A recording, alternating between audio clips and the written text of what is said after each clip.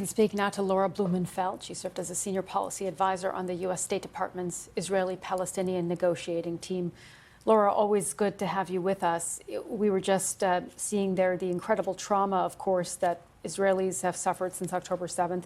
We know the catastrophic situation Palestinians have faced in Gaza. We will see Monday, Tuesday, perhaps, the hostages being released. Tell us what you will be looking for in the next few days as this process begins. Well, look, this is a kind of diplomatic tourniquet to stop the bleeding. It was necessary. The sort of phase one stakes were too big to fail. So we've got to see that through. I think there is a concern. Will they find all 48 hostages? Bring up the bones. You know, when the hostages were taken, there was always the question, how do you find a needle in a haystack? Israel seems to have burned down the haystack.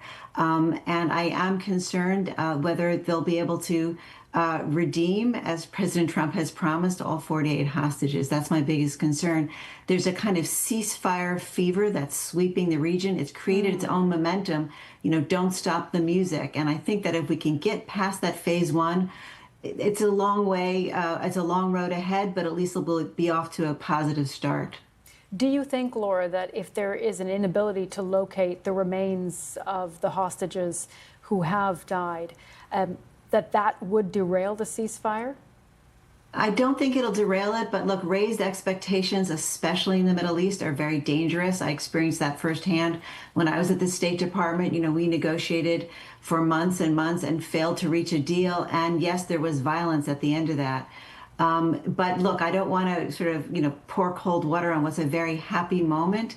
I am optimistic. I think they're going to find a way for one reason only, which is President Trump. He's kind of run like a freight train over naysayers and has found a way to yes, even, when people were saying no.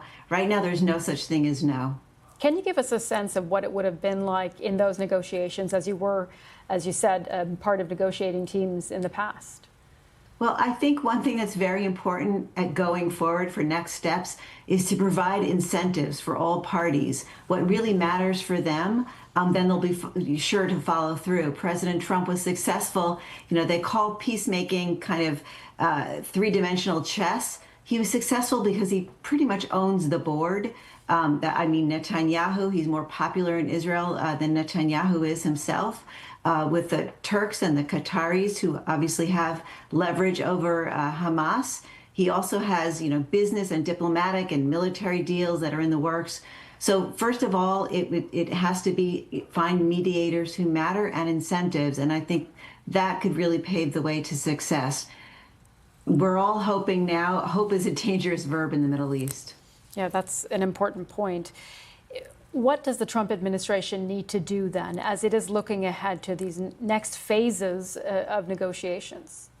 Well, this will sound funny, but I do think emotional intelligence is playing a big role here. What you saw today with Jared Kushner and Steve Witkoff, the two senior kind of peace envoys for President Trump, flanking Prime Minister Netanyahu in that cabinet meeting this evening where the Israeli cabinet voted. It was a painful vote, but they did vote to go forward with the agreement. What you saw there was validation of Netanyahu. That's what he needs right now. This is somebody who always sold himself as Mr. Security. He clearly failed. But having him flanked by those two American leaders saying, you were right, that will give him the strength and the political cover to go forward. You have the American flag being beamed tonight on the walls of Jerusalem. That gives them wind beneath their wings to fly out into very uncertain and traumatized territory for both sides. Let's not forget the Palestinians.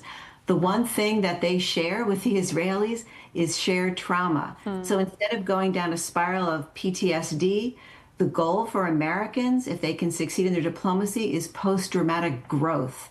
Growth both building up Gaza and also building ties people to go forward for a real, and in Trump's words, everlasting peace. Yeah, the Palestinians, that was indeed going to be my next question. If you think of just how devastated the Gaza Strip is right now, what do the next weeks look like there, where there is a vacuum, of course, of power?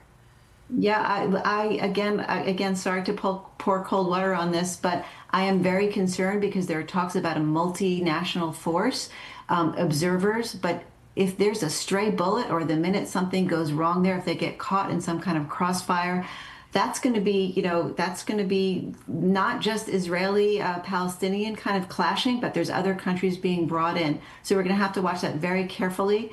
And again, hope that everything goes smoothly. I just say let's get through the next 72 hours and hope that that success builds to more success. Laura, just really quickly before we let you go, do you think that President Trump should be credited for making this deal happen? Absolutely. He deserves credit. I mean, credit where credit is due. He's motivated, maybe not by the same values that President Biden had, but if this kind of golden era will get us there, the pot of gold in the Gulf, then so be it. We'll all bask in that glow. Laura Blumenfeld, always great to speak to you. Thank you for joining us tonight.